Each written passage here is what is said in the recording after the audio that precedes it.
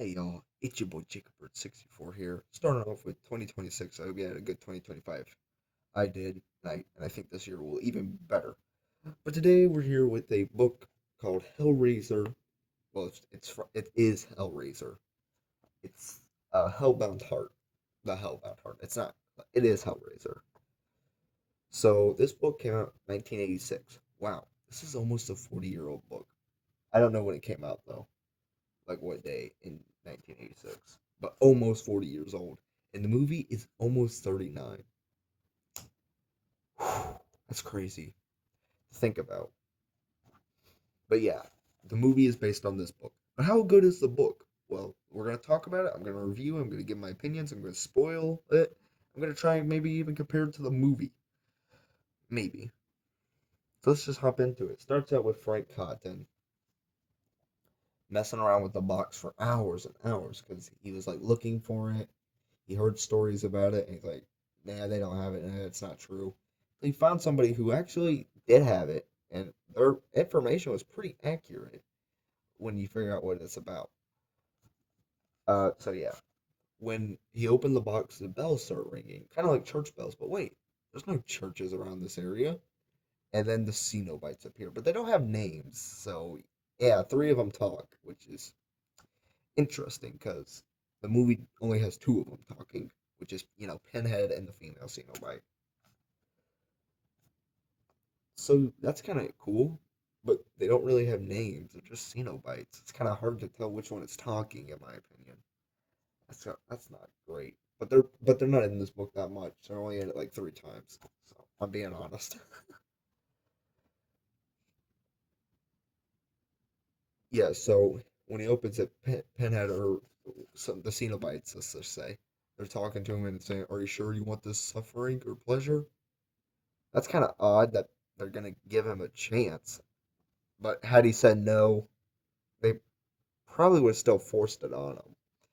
So yeah, he's craving for lust. That's his like desire. Yeah, it's kind of, and he gets it, but apparently it was a dream or something, and then it's like his real punishment now begins or something. Uh, and then you go to the main characters, which is Judith, or no, Julia, no, not Judith. Sorry, Rory, who is Larry in the movie, and Christy, who in this book is just Rory's like best friend, but in the movie it's his daughter. But then again, his name is not Rory in that movie either, which good. That's good because I'd rather take Larry and I'd rather have Christy as his daughter than his friend. Just saying. Yeah, they move into the house and they're like, "What if?" And they're like, the mom, stepmom, or whatever, or Julia. It's not stepmom. That's the movie. My bad. She's like wondering, is this a good idea? Rory talks her into it, and yeah, and they were talking about how Julia was, and when she met Frank for like one time right before the wedding, how much he charmed her and stuff. Yeah, and we all know where that went. Lust. I'm just gonna say.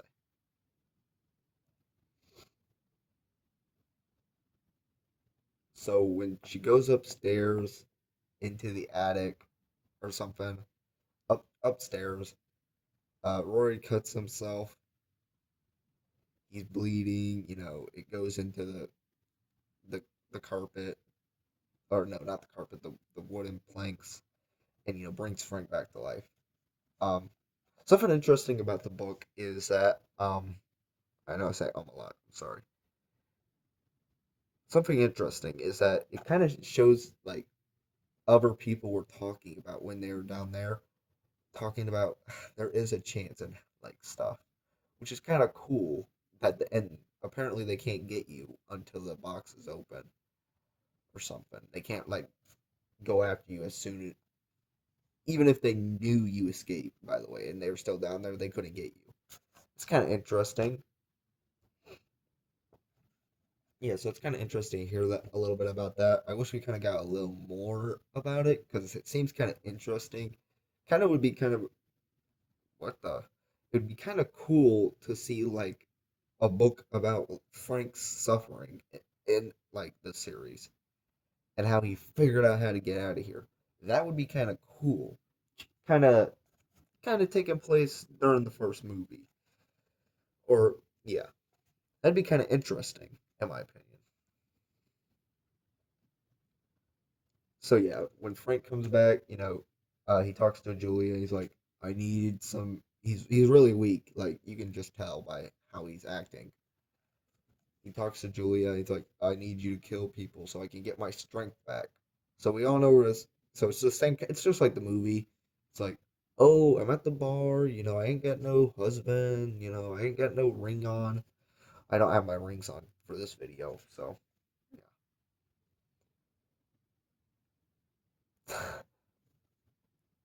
I don't got no ring on.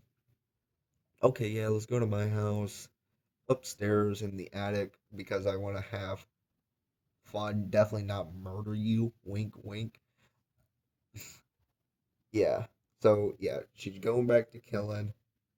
Frank's taking their power or their strength, making him, look more human and have more like being able to feel like a human. Letting him feel nerves, like maybe even taste of a McDonald's Coke. By the way, I got that shirt for Christmas, and I got this for Christmas. Yeah, yeah. Just, just to tell you guys.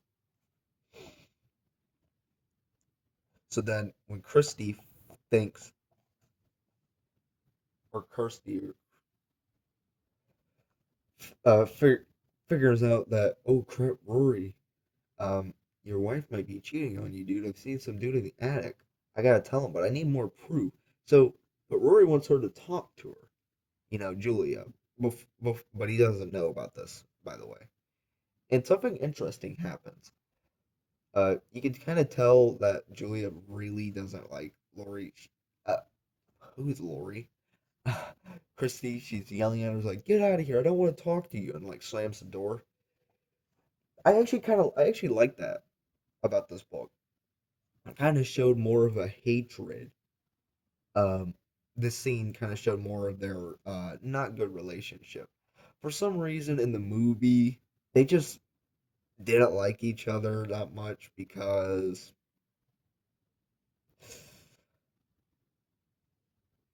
I don't know. I really don't.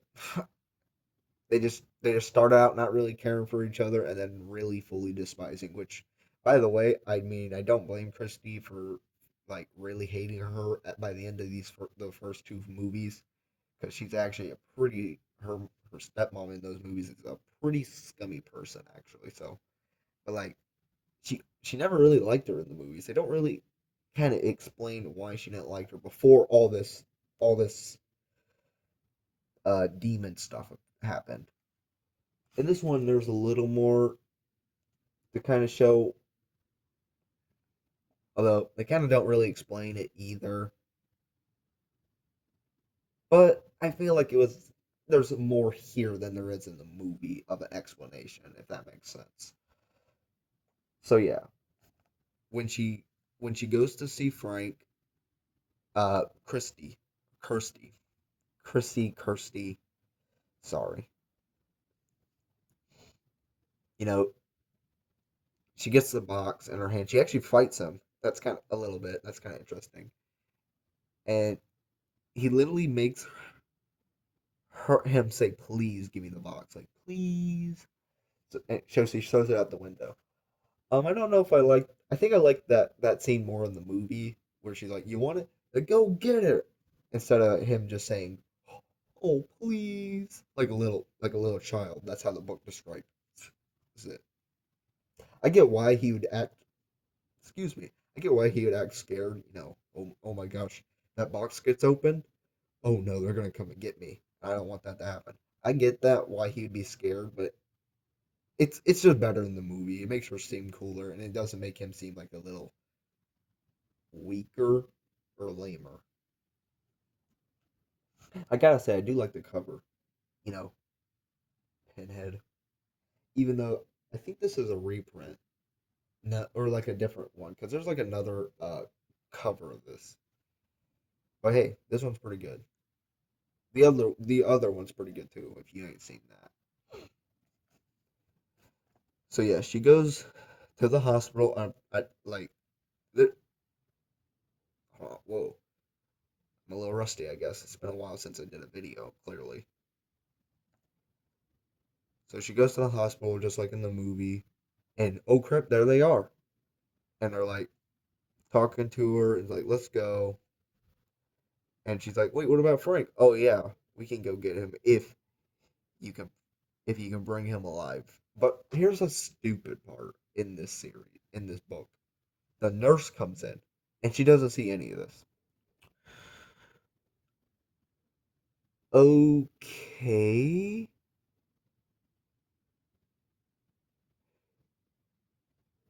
So what? That's just stupid. Oh, we're invisible because she didn't open the box. Literally almost every film in the series has broken that, by the way. If we're gonna follow that stupid rule like that, then every movie in this series has pretty much broken it. Maybe not the first one may have not actually, yeah, it did, because her boyfriend. Maybe the sequel did it, maybe not that one. But pretty much most of these movies just break that dumb rule, which by the way, it's better if you do that. Because like that's just dumb.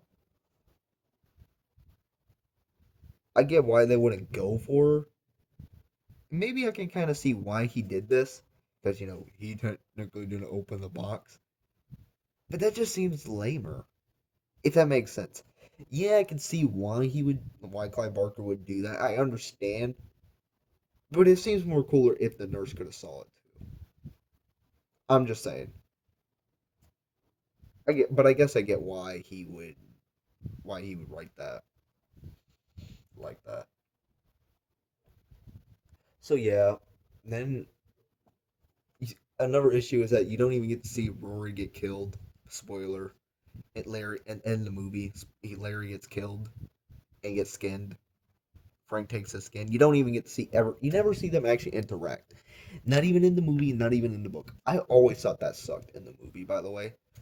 But I guess they give you a little bit more in here, just a tiny bit more than the movie ever did. So I guess I got to give the slight edge to this one, but it still don't show you them interacting, which is like a why? Okay, I don't know why you do that, but oh, and then yeah, she's got to make Frank say his name, which kind of sucks. Like you're Cenobites. You're very smart. You really need him to say your name. His oh no, his name. Okay, so I just never say my name and I win. That was easy. That's so stupid. If if like let's say this happened to me. I just never say my name. They never come and get me.